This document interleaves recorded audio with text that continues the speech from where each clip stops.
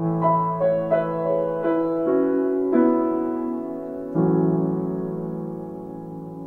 background of our author, William Butler Yeats, was greatly influenced by Ireland and the Irish Revolution that was taking place in this country at the time. William Butler Yeats was really interested in the Irish Revolution, and he also took interest in an Irish revolutionary woman. Her name was Maud Gonne. She was the love interest for William Butler Yeats. She was known for her nationalist ideals and her overwhelming beauty. A lot of Yeats's poems were focused around this woman, including Adam's Curse and The Rose of the World. After Yeats was left by Maud Gonne to marry another woman, he fell into a spiraling depression, and Maud Gonne got married to another man.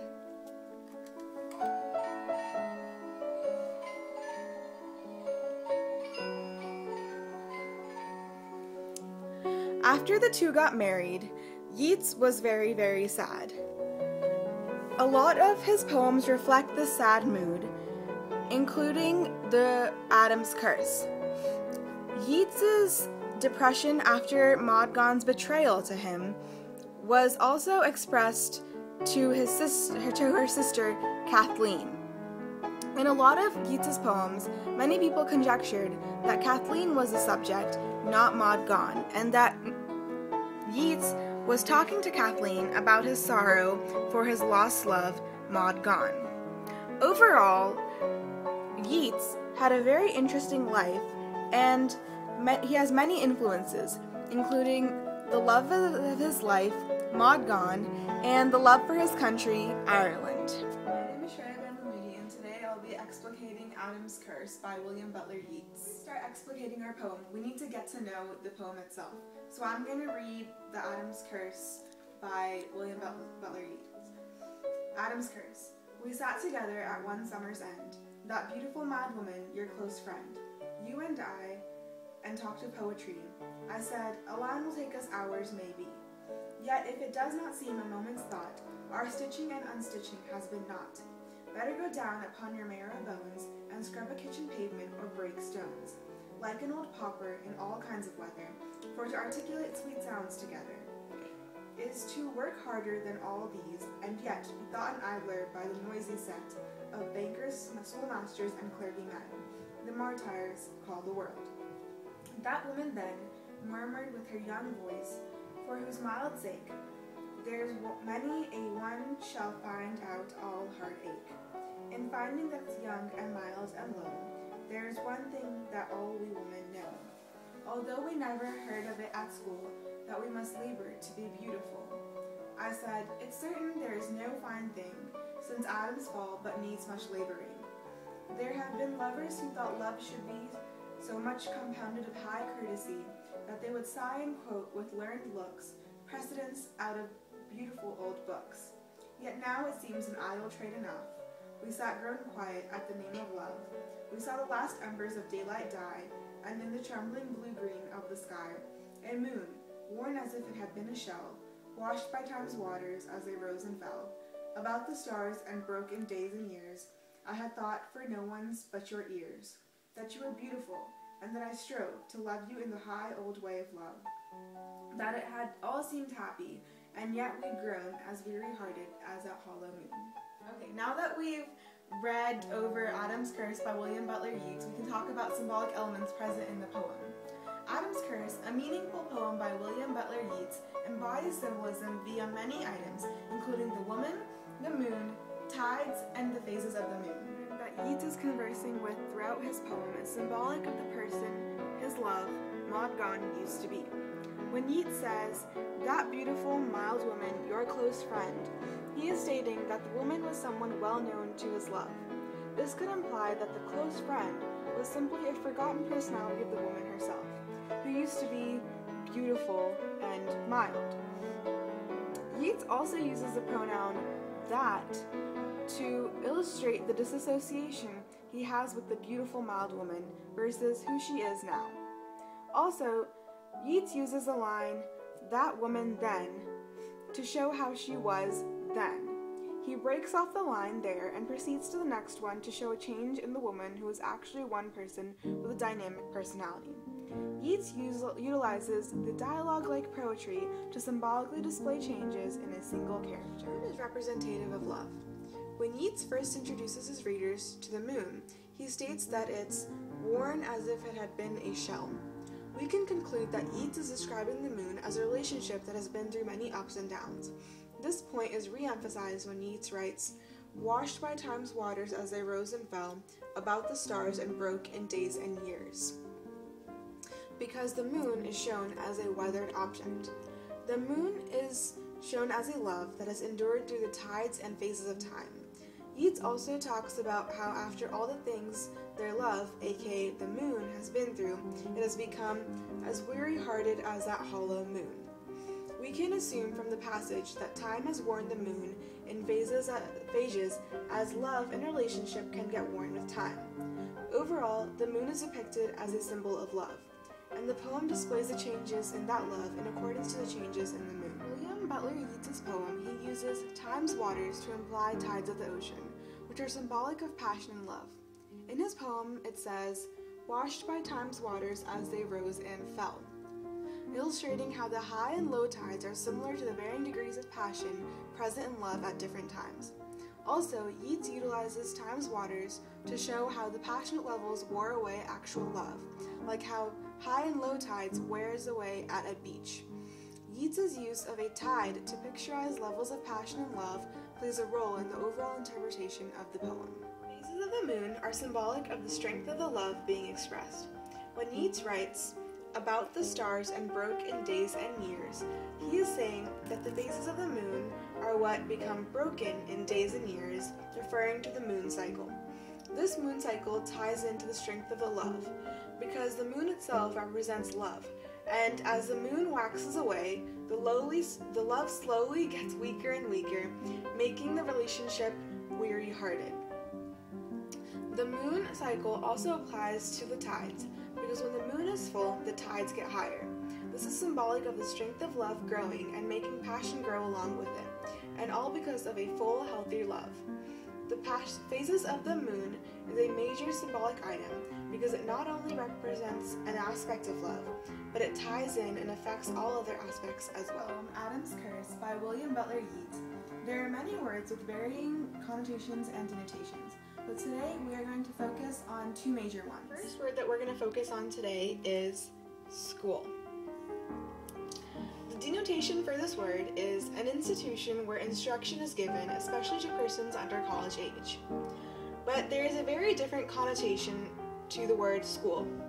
We said it was an isolated variable from society. This is an accurate connotation because Yeats uses phrases like, "Of bankers, schoolmasters, and clergymen, the martyrs call the world," and "although we never heard of it at school, that we must labor to be beautiful," to prove the fact that school is only teaching society to be like martyrs and not outstanding human beings instead. School is seen as a sheltered world in which it teaches conformity. Adam's Curse, Yeats gives the tone of sounding almost resentful. The whole poem is about how he has been cursed, referring to the biblical Adam and Eve and the forbidden fruit, so he couldn't marry his true love. Adam's Curse illustrates the time he has spent with Maud Gonne before she left him and got married to another guy. He talks about how his love for Maud Gonne is similar to a storybook love story, but is now slowly fading away like the phases of the moon. The audience's mood is conflicted after reading Adam's Curse. On one hand, Yeats is going through the struggle of loving a woman. On the other hand, the love is not reciprocating back to him. Hi, my name is Srija Sabbella, and I will be explicating the poem The Rose of the World by William Butler Yeats. Before we start explicating the poem, let's read it first. The Rose of the World by William Butler Yeats. Who dreamed that beauty passes like a dream? For these red lips with all their mournful pride, mournful that no new wonder may betide. Their Troy passed away in one high funeral gleam, and us as children died. We in the laboring worlds are passing by, amid men's souls that waver and give place, like the pale waters in the wintry race. Under the passing stars, foam of the sky lives on this lonely face. Bow down, archangels, in your dim abode, before you were or any hearts to beat. Wary and kind, one lingered by his seat. He made the world to be a grassy road before her wandering feet. We've talked about the poem. Let's talk about the main symbol that is portrayed in it. The main symbol in the Rose of the World is the rose itself, which is the namesake of the poem. In Yeats' points of view, the rose is symbolic of a goddess-like woman. This woman's divinity and beauty is put up on a pedestal equivalent to the level of God. We can see this when Yeats says, "Wary and kind one lingered by his seat." By capitalizing H in his, Yeats is referring to God and how woman is by his seat, making them on an equivalent level. We can also observe through a feminist lens that Yeats is singling her out of society and honoring her on a universal level. Yeats also uses body commodification by saying, "For these red lips," with all their mournful pride. Whole sentence. The symbolic element of the rose can be viewed in many angles as a goddess-like woman. Chose one word to help contrast the connotation and denotation, and to help identify the overall theme of the poem. The one word we chose was stars. The denotation, or the dictionary definition of the word stars, is any of the heavenly bodies except the moon and the planets appearing as fixed luminous points in the sky at night. The connotation, which is our representation of the word, was a person's fate. The connotation is precise because Yeats is using this in the context of saying, "under the passing stars," which indirectly means that the main character, in this case Maudgon, fate is passing her by making her appear immortal. This ties back to the feminist lens mentioned in the symbolism part earlier.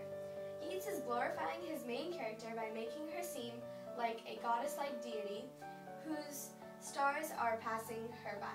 To tone and mood. Yeats gave the tone of being awestruck in the poem, The Rose of the World. He describes Maudgon, the girl whom he was in love with, by glorifying her amazing beauty and how it's comparable to God himself. He says this through referring to God by saying, "She lingered by his seat." He seems awestruck in the idea of portraying her in the goddess level and taking her a step above humankind. The audience gets the mood of tranquility based on the topics Yeats explicates through his poem.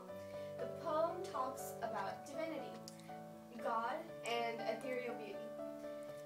He says he does this through mixing love and happiness, and this results into the feeling of tranquility for the audience. To sum it all up, The Rose of the World, a romantic poem by Yeats, exemplifies the theme of, in the eyes of humanity, beauty is comparative to godliness. Yeats uses imagery to describe the subject and the high level of beauty she supposedly possesses. Yeats also puts the subject on the same level of God by saying, "Weary and kind one lingered by his seat." This shows that the level at which Yeats was encompassed by her beauty, because she wanted him to dedicate the entire world to her. Thus the title comes into play, The Rose of the World. He also states that she is the only rose in the entire world, increasing her level of morality in the eyes of humanity. Also, Yeats uses the illusion of Troy and Usna from Irish mythology to show the power of her beauty that is made. Troy passed away in one high funeral gleam.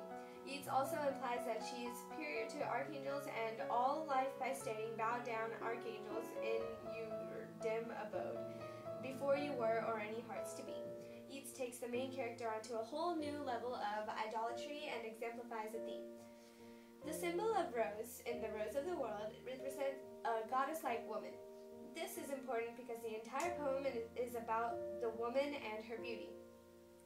Yeats gets so carried away that he actually compares her to God by saying, "lingered by his seat," exemplifying the theme of in the eyes of humanity, beauty is compared to godliness. The background of our author, William Butler Yeats, is greatly influenced by love. The main character that most of his poems are based off of is Maud Gonne, his supposed true love. He often praised her for her beauty in his poems, including The Rose of the World. He was awestruck by her good looks, which led him to write the poem demonstrating the common theme. The tone Yeats gives off in The Rose of the World is being awestruck. The feeling is often associated with beauty, tying into her theme as well, because the entire poem is about a goddess-like beauty in the eyes of Yeats, which is inducing an awestruck feeling. The mood that the poem gives off is tranquility. The tranquil feeling is associated with God and prayer. When beauty is added to the idea of God, the audience really receives a feeling of tranquility because those are elements that are thought of as peaceful. There is no violence in the poem, so it results in a peaceful feeling. The overarching theme ties into these literary elements. Okay, in conclusion, we're going to restate the thesis of Adam's Curse, and we're going to tie all the literary elements back together. Adam's Curse, a poem by William Butler Yeats, demonstrates the theme of mankind must toil to attain and keep love. Yeats states that we must labor to be beautiful, implying that beauty, both physical and emotional, is a concept of hard work.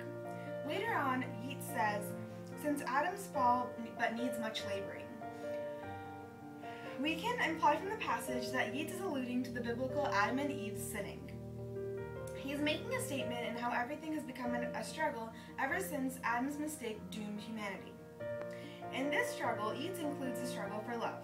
He states that he wanted to, quote, love you in the high old way of love.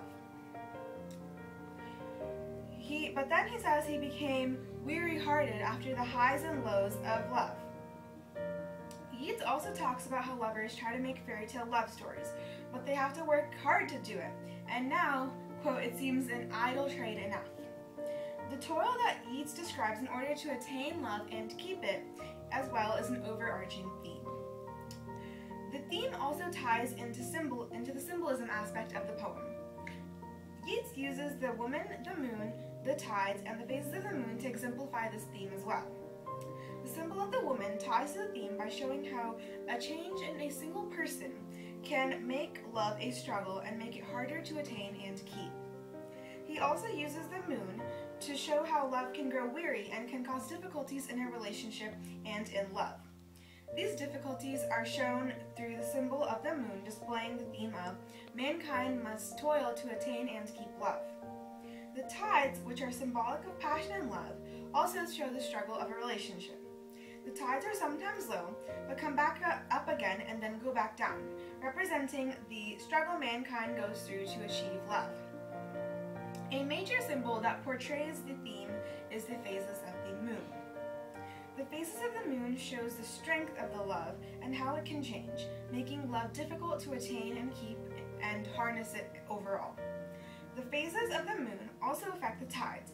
Similarly, it affects passion and love as well by increasing and decreasing passion, making love a relation that is unstable and causing mankind to toil to attain that love. The theme is also incorporated into William B. Yeats' background history. His love for Maud Gonne, an Irish revolutionary, was a struggle, and his poem, including Adam's Curse, which is this one, reflect this feeling in him. Yeats personally felt the theme of mankind must toil to attain and keep love from Adam's Curse and his love for Maud Gonne. The words school and beautiful from our connotation and denotation section play a role in the understanding the theme as well. School is shown as an atmosphere that is protected from the toils mankind goes through for love, and the word beautiful is shown as a word with greater meaning. Yeats uses beautiful to show inner beauty in love itself. He expresses that this inner beauty is hard to find, and that mankind must toil to find it. Yeats' tone of being resentful ties to the struggle mankind must go through to find love.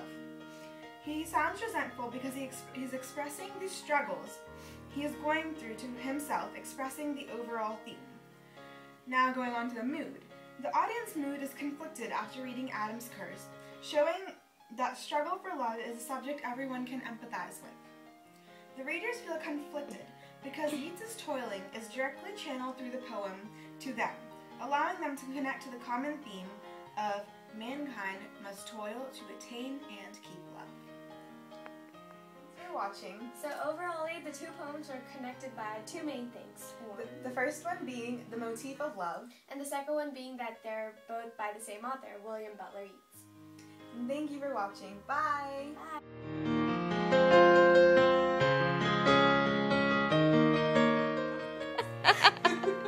Don't smoke weed!